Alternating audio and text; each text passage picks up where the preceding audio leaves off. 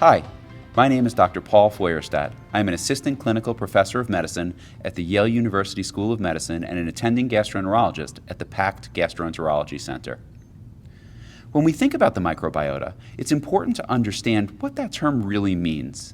The microbiota is a group of microorganisms in a confined space, and it's also important to differentiate that from the microbiome. The microbiome is the genetic complement of all of those microorganisms put together. When we also think about the microbiota, we think about a term called dysbiosis. Dysbiosis is any differentiation of the microbiota from norm.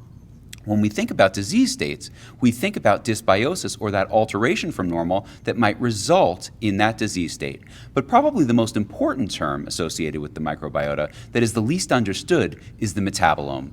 Yes, we do care what is involved and what is included within our gastrointestinal microbiota, but what's more important are the metabolic after effects from those microorganisms that interact with our body and either prevent or promote disease. As it relates to C. difficile infection, we need to realize that there's two main phases, the vegetative phase and the spore phase. The vegetative phase is a phase that releases toxins that stimulate the diarrheal syndrome most commonly associated with C. difficile. And the vegetative phase is effectively treated with antimicrobials, specifically vancomycin and fidaxomicin.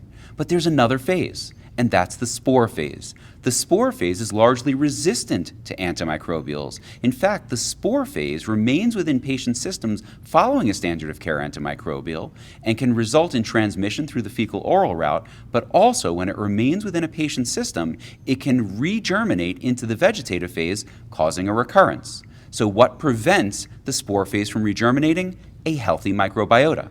But we know in patients that have C. difficile, the microbiota is dysbiotic and deficient in the Bacteroidetes and the Firmicutes. With only standard of care antimicrobial interventions, we rely on our gut and our gastrointestinal tract to regrow those microorganisms, thereby preventing recurrence, and it does it pretty well. Unfortunately, though, 25 to 35% of all individuals who get C. difficile and get treated with an initial standard of care antimicrobial will recur. And of those that get two recurrences, 65+% will go on to get caught in that cycle of recurrence after recurrence after recurrence. So what can we do in addition to the standard of care antimicrobial to suppress or reduce the rates of recurrence?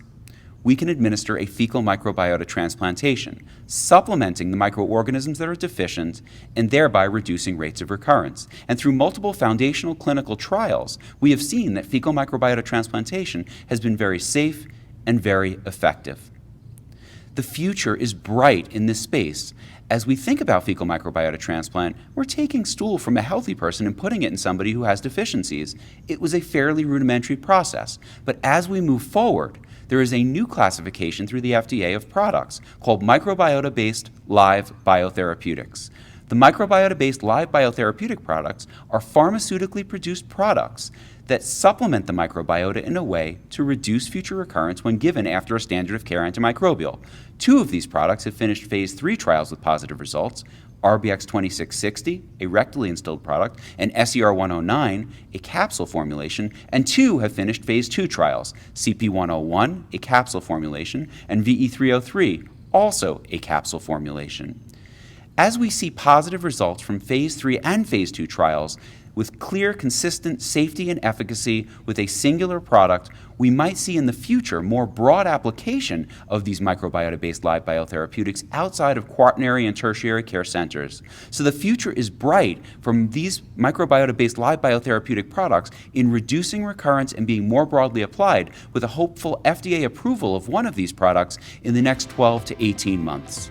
I'd like to thank you so much for your attention and for the opportunity to speak to you today.